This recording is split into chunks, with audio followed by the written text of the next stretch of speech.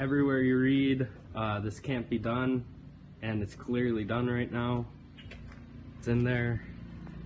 The haters will say it's not true, but that is a 6-bolt 4G63.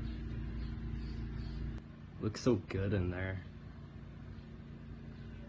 Only need a small adapter plate for a few bolt holes, but it's gonna work great, guys. Yeah, this is gonna be really nice because I get to keep the same transmission and everything, and I don't have to screw with axles or anything like that. Big plus of doing it this way. Yeah, good job, bud. I think this is all gonna work out really good. Definitely switch your plans a little bit for anyone who's been following the car, because I was just gonna get a 4G9 series engine again, but I mean, if I can make a 4G63 work, all the much better. I mean, here's another reason why this is a good swap. This is a all-wheel drive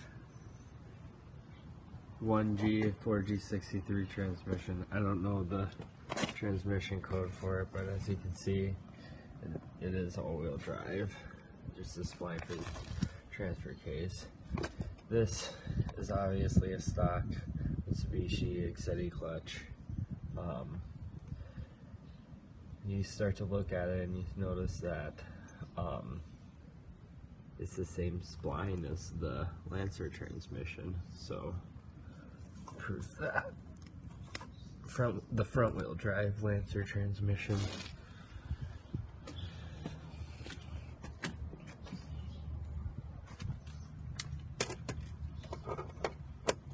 Because it is the front wheel drive Lancer transmission clutch. So just another reason why this is a perfect swap to do. You are going to need an adapter plate for sure for these bolt holes, but I'm thinking just using the starter plates, or I can start to remove the starter plate. So I'll have to take it off the engine stand cradle. And then I'll show you what I'm talking about with this other starter plate. Here, so here's the starter plate on the 4G63 engine. Like I said, as you can see, the bolt hole pattern is a little bit different from the Lancer front wheel drive transmission, but I'm thinking that by taking both of these and kind of combining them, there's a lot of factors that come into that. Like, you might have to be shimming your flywheel. There's a few things that you might have to do, but all I know is that by taking these two starter plates and kind of making them into one, you're going to have to be drilling new holes through these plates so that the bolt patterns match up on both sides of the engine on the 4G63 side and the Lancer on the 4G9 series transmission. So I'm sorry, that's all very complicated and I barely even know how to say it. But yeah, that's sort of what I'm going for. I hope that everyone can understand what I'm trying to say there. Alright guys, so I got the starter plate off of the 4G9 series, and I took it off of the other 4G63 as well, so I just have them both on there, and the bolt holes don't like line up like as I said, so that's where this is kind of gonna come in handy, having both of these. Pretty much what we're seeing is a starter has to go over on this side, so this doesn't really matter. These bolt holes over here, they're quite a ways off, but on the transmission case they actually hit. So I think what's going to happen is, since there's plenty of meat left in the transmission case, they're probably just going to get drilled through, and then the new little adapter plate will take up the gap in between. That one, same issue. Then you come over here and you kind of come into a dead spot, but you notice down here that the bolt hole actually lines up for that, so that mounting plate actually like bolts up in a way. And then this would be an issue right here.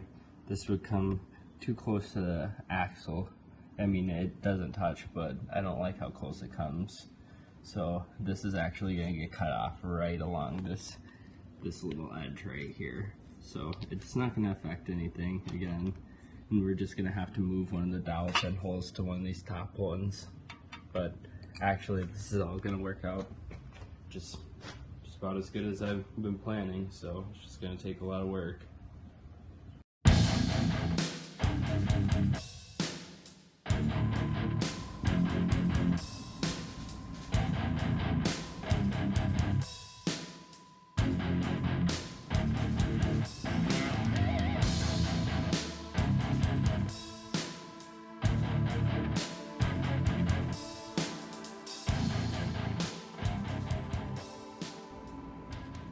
So I made more progress on this head.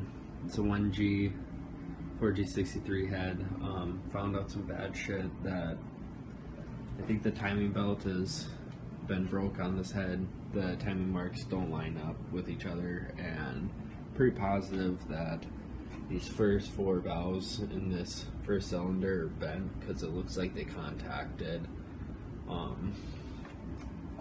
also have pistons out of this block. The block is trashed because it actually threw a rod and the piston is junk too. I'll show a picture of that. I'll just put it in there like right now.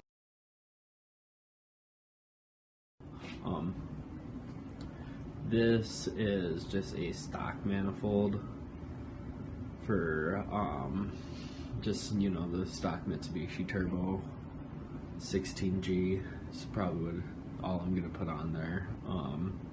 I had a tubular manifold for it at one time. I sold it. I didn't really think that it'd be reliable, kind of cheap, so I'm just going back to that. Hopefully it flows all right. Definitely going for something like spool happy, you know. I carried my block in tonight. 6-bolt 4G63 block with a balance shaft delete already done to it. Deck's clean. It's got an old head gasket on there right now. I'll have to get off there. Just got done rehoning it. Probably gonna clean it up maybe a little bit, and it's already painted black. But yeah, since the valves were bent on that, I'm just gonna use this 2G head and build that, since this one's like already like way cleaner. You can tell the difference. So dirty in there. But yeah, I was planning on just building this down the line, but I guess this works. Kind of a little bit of a hiccup, but oh well, this is just gonna make it that much better, and I'm glad I caught it now instead of after it was in the car, because that would have been really bad. Also, this is just doing everything right. I'm rebuilding this head when this head should be rebuilt as well. The 7-bolt cylinder head, I heard that these flow better than the 1G heads. I don't know if that's true or not, but if that's the case, then it's an upgrade anyway. I just plan on pretty much getting some new valve guides for it here soon, and I have these Viton high heat valve stem seals or whatever. So, and I got the cams in this drawer, and then over in this box I have all the lifters and rockers and whatnot, and obviously valves and valve stems, or valves and valve springs. I did acquire a partial 4G63 loom I'm sure I'm gonna have to like patch into my Lancer loom that's already existing and probably be running 2 ECUs at the same time. Got this kind of a little bit more setup in here. It's kind of cool. I did have a ballast go out on that light, so that's why it's all fucking dim. So I'll have to get new ballast. Yeah, so I'm just gonna take it across the alley to the machine shop and have him do all his machining on the head anyway. I don't think I really need to on the block. The block should be good to go. I just need an oil pan for it and make up my mind with what I want to do for pistons and connecting rods.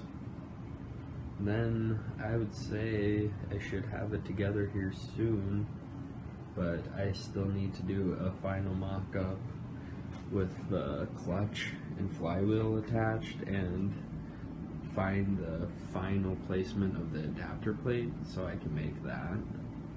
But yeah, I will let you know when I get more done on this and make another upload. And thanks for watching, everyone.